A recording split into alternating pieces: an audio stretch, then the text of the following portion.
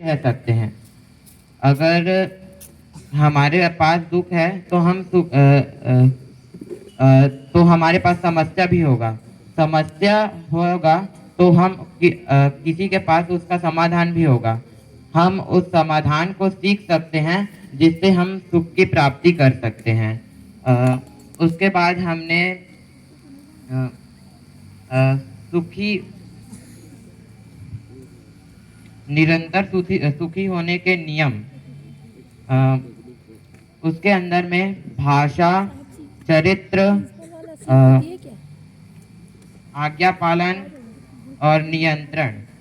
भाषा के अंतर्गत दो आता है।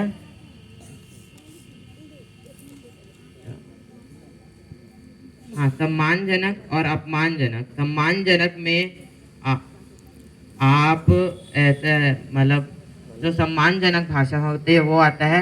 और अपमानजनक में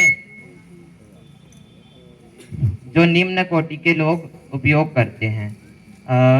उसके बाद सुखी होने का अ, नहीं, सुखी होने के चार प्रमाण हैं: समाधान, समृद्धि, अभय और सह अस्तित्व। नमस्ते, मेरा नाम श्रेयस साहू है। मैं कक्षा 9वीं केंद्रीय विद्यालय कुरुद का छात्र हूँ। इन 5 दिनों के शिविर में मैंने सबसे पहले दिन समझा, अगर हमारे सामने कोई प्रस्ताव रखता है तो हमें उसे सीधे नहीं मानना है। हमें पहले उसको जांचना है और फिर जानना है। जांचने की 3 विधियाँ होती है। पहला स्वनिरीक्षण, मतलब हमें उसको खुद पर निरीक्षण करके देखना है, क्या मैं ऐसा हूँ। दूसरा परीक्षण, मतलब हमें इसे अपने परिवार में जांचना है कि ये ऐसा है कि नहीं। दूसरा सर्वेक्षण, यानी कि हमें पूरे संसार में इस चीज़ को जांचना है। फिर हमने अवस्थाओं के बारे में पढ़ा, जिसमें 4 अवस्थाएं होती हैं। पहला पदार्थ अवस्था, जिसमें जितने भी पत्थर, मिट्टी, ये सब आती हैं। दूसरा प्राण अवस्था, जिसमें पेड़ पौधे आदि आते हैं। तीसरा जीव अवस्था, जिसमें जितने भी जीव जंतु हैं, शाकाहारी, मांसाहारी, ये सब आते हैं। चौथा ज्ञान अवस्था, जिसमें हम मानव आते हैं।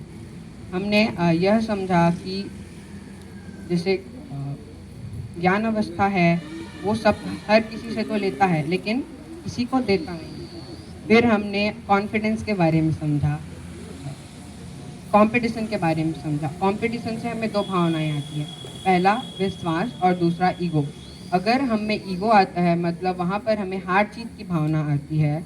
ईगो मीन्स सिर्फ मैं ही कर सकता हूँ। और अगर हम साथ साथ की भावना आती है तो हमें विश्वास की भावना आती है, जिसमें मैं कर सकता हूँ और सब कर सकते हैं। फिर हमने जीना और जिंदा रहने में अंतर समझा। अगर हम जीते हैं तो हमारा